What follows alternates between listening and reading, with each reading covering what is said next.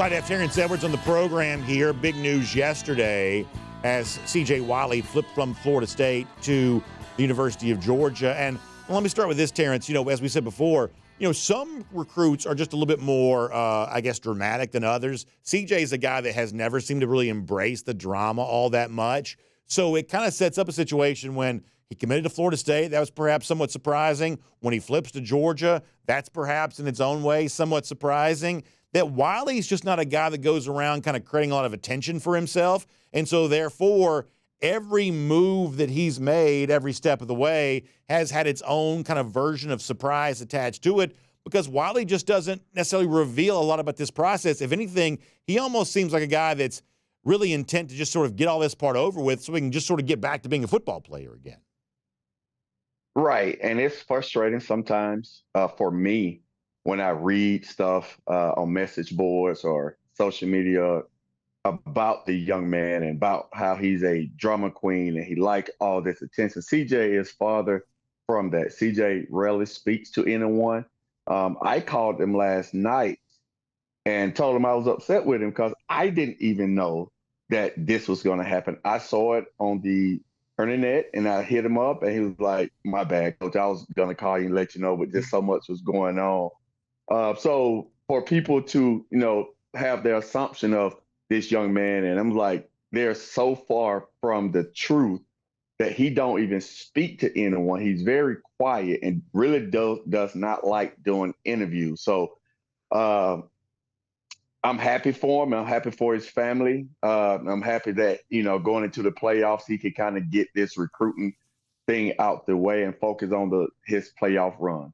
I think that's exactly right. And it's as far as like the drama part of this goes, for a lot of these recruits, I think this is true where you've got shows like this that talk about these guys a lot and, recruiting reporters that try to talk to these guys a lot. But a lot of these players themselves, and I'm sure that CJ is an example of this, they'd be happy to never talk to any reporter ever, to never be talked about on shows like this. I mean, I do try to be aware of this in the role that I'm in. A lot of this attention for some of these very young men who get this, that's a little bit weird. And, they don't quite maybe know how to handle that, especially if they didn't have a brother who went through this or something like that. That's just a lot of extra attention for someone who a couple of years ago would have been unimaginable. So in most cases, the so-called drama that exists around a recruit is sort of drama that's imposed on them. It's really not drama they sought out for themselves. Right. So I could come up with two names that I personally trained, and there's been a lot that loves this attention. Yeah. Loves the drama, loves everything that comes along with recruiting. But CJ Wiley, Eric Gilbert are two guys that could care less about this whole recruiting process, could care less about the attention that it comes with it. Both of those guys are very quiet young men. They didn't do a lot of interviews. So those two that I've worked with personally, I can vouch for that. They're definitely not about the drama and definitely not about what recruiting brings to them because they are not very outspoken young men. And then CJ, he doesn't talk a lot to anybody, especially the media. So the drama aspect to it, to him is not something that he's into. And he comes from two parents that are athletes themselves. He has a sister who's a volleyball player at Georgia Tech. So he's always been around this attention in the sports world. He's just not a big talker when it comes to himself. He let his play do his talking. So let me tell you what I think I see when I see CJ Wiley, and I want you to tell me more about, obviously, your expert, viewpoint on this and having it known so much better. I think he looks really good in a uniform. There's something about his frame that just sort of looks college ready. He's a tall guy. I think he's pretty filled out for a high school kid. I think he looks good in a uniform. To me, there's a graceful way in which he plays that I think is, really attractive. Maybe a little bit different than, like, say, a Mike Matthews or somebody like that who is kind of always making these sort of like wow factor highlight plays and sometimes doing these really kind of magical things. I sort of view CJ as someone who just sort of seems to make every play kind of within the flow of the game, and he sort of makes, big catches look somewhat easy, I would say, just a real glide to the way that he goes about playing the game. What do you see when you watch CJ Wiley? And I guess for someone like you who's a trained eye, what would you encourage us all to recognize about a player like that? Yes, the first thing that comes to mind is his height, his weight, his size, his speed. Those are the things that set CJ apart. He's legit 6'4", really close to 200 pounds. I mean, if you look at his GPS on his calipo, he's running over 20 miles per hour. He's really, I would say, moves like a 6'1", 6 feet receiver instead of a 6'4" receiver. He still is learning how to really use his body and his length to his advantage. But like you say, he's very graceful. He glides like a gazelle once he runs. He has control of his body. So he has a lot of tools that I would say is high major tools, but he's also still have a long way to go for his development, for his ceiling. He's not a finished product yet, but he's a product that you would like to see in 4 years. You would like to see what it looks like then. Yeah, I mean, one of the things I like about him is, obviously he's played in a pretty prolific offense, huge numbers last year. It's a little bit, I would say, deeper offense for Milton this year because now Ethan Barbour plays there. And so maybe there's not quite as many touches going around. They're also, I think, running the football more than maybe they would have a year ago, a staff that you were on. Now you're obviously at Mount Vernon as the head coach. But I do like a player like this who's been in a sophisticated offense with a college-level quarterback. To me, my assumption is that's a player that would come to Georgia just a little bit more ready for college action. I'm not trying to put too much on him too soon, but this is not a project to me. This is someone who's played, in a sophisticated offense against kind of a national schedule. This is one of the top 10 teams in the country that he plays on here right now. This is a guy, and I agree with you, no one's a finished product probably, but this is certainly someone who's maybe a little bit, further along in his development than somebody else might be just because of the level of team that he plays on and the level of competition this Milton team has played against. Right. I think one thing that and the only thing that would keep CJ off the field early next year is just understanding and being trust with the playbook. That's one thing that I could see, and the only thing I could see would keep him off the field because his ability on the field is on par with a lot of the top ranked guys. Just like a lot of guys, just understanding there's a different playbook, there's a level of trust that the coaches at Georgia will have to have with CJ getting on the field early, but his ability won't keep him off the field. It's just adjusting to college and just learning the college playbook. Milton does a great job over there putting them in position, developing kids, and getting them ready for the next level. And I think with Ethan and CJ, those will be two guys that is going to be hard pressed not to get on the field next year because of their ability for one and the way they're coached for two.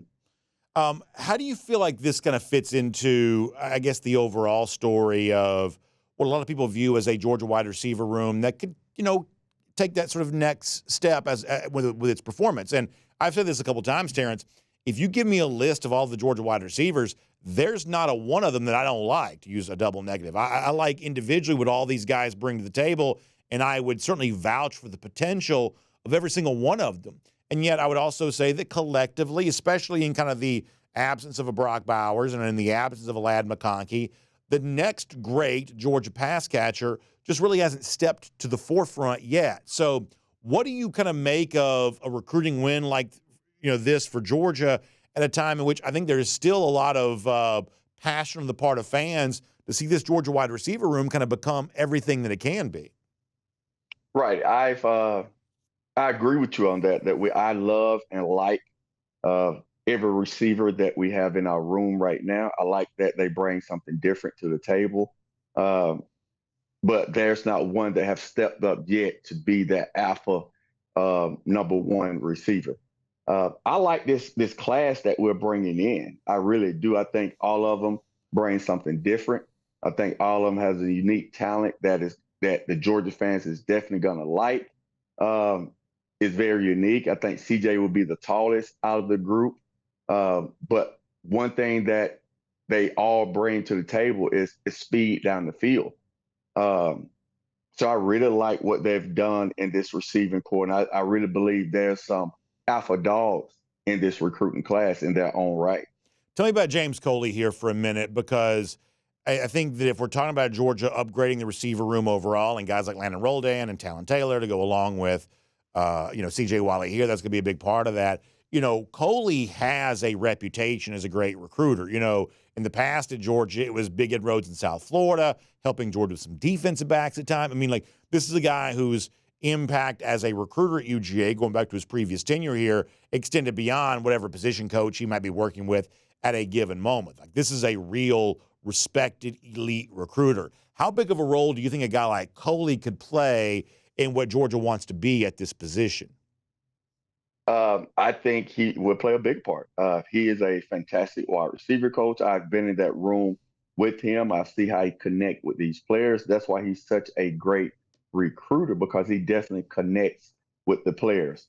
So he is the right guy for that room. He is the right guy to help recruit just South Florida, period. And the receiver that he's bringing in is his guys. It's the guys that he went after, the guys that he wanted. I had several conversations with Coach Cooley about several receivers, and CJ was one of them. And this is a group that he's very excited about, and I'm excited for him as well. All right, slightly different topic. Before I let you go, there's a couple things I want to hit with you. First of all, just real quick, how well set up do you think Georgia is on the road against Ole Miss on Saturday? We've obviously talked about a lot of recruiting here. It's a huge game for Georgia. Obviously, Ole Miss coming off a big offensive performance. Big day for the Dogs on Saturday. How ready do you think Georgia is for a game like that, coming off a rivalry win against Florida? I think they're going to be ready. I think, going into a situation like Ole Miss, it still, to me, has a feel of the Texas week, where no one really is giving us a chance to win against Texas.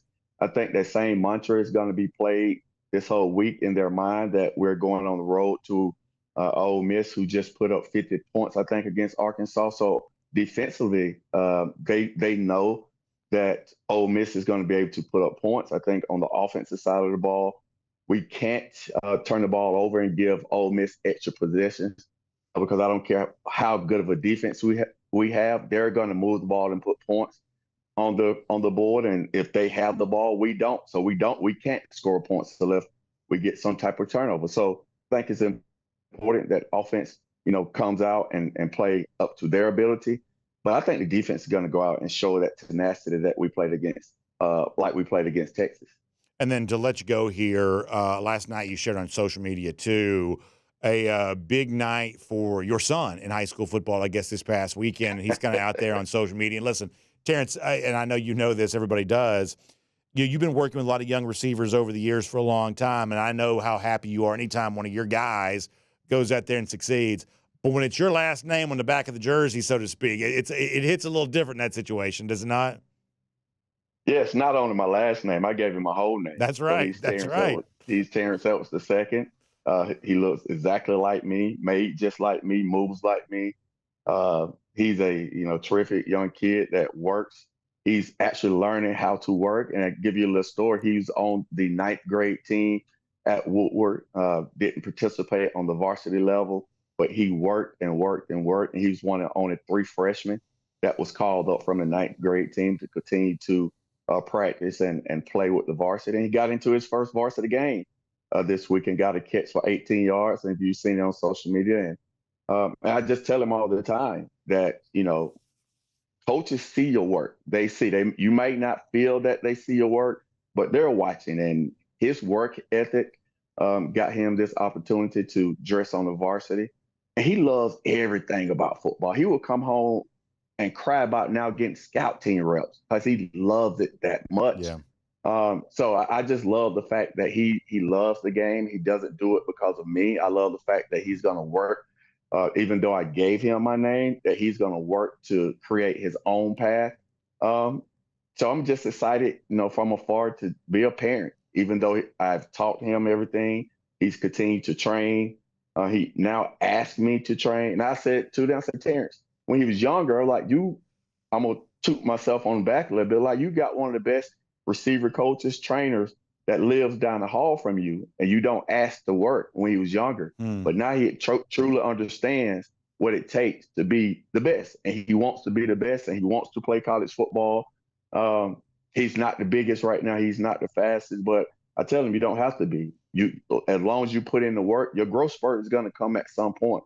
When it does, your work ethic should already match that. So I'm just super proud of him for awesome. what he's done so far, and just wait to see how his journey continues on his football path. And for some context here, people may not be aware of this, Woodward Academy is like loaded at receiver, right? You got Jerome Bettis' son who's there. You got Josiah Abdullah going to Virginia, terrific receiver. Another guy that's going to play, power forward, at least 3 power forward receivers and kind of the upperclassmen there when it comes to Woodward Academy. So he's a part of a very deep Woodward wide receiver collection. It sounds like, already kind of working in a very bright future too. And I think the words you just relayed that you said to him, Terrence, I think that's useful for every dad out there who's got a son, no matter what sport that is, of if your work ethic is already in place when the growth spurt occurs, then you're ready to take advantage of that. And if the growth spurt happens, but you're not in a position of already working hard, then it doesn't matter how big you are because you're going to be outworked by somebody else. Correct. Correct. And I tell him all the time that you control how hard you work. And he truly is understanding that now. Once we got out of the youth football, got into middle school football, I told him it's not guaranteed for you to play. So it's going to all contingent on how hard you work. And he truly understands that now. I can tell you he's one of the hardest working kids over there. Coaches have told me, and that's why he's been presented with this opportunity now. That's awesome. Terrence, the kind of insight and wisdom you're sharing with your own son, I know that you share that with other pass catchers, wide receivers too. So for people who want to connect with you on social media and be a part of the Terrence Edwards Wide Receiver Academy, how can they find you online? Yes, first I say go follow little Terrence on social media. You will see him, Terrence Edwards II. And to find me on all social media platforms, it's Terrence Edwards Wide Receiver Academy. Great stuff, Terrence. I appreciate your time. Always love talking football with you. And we'll look forward to doing that again very soon, too.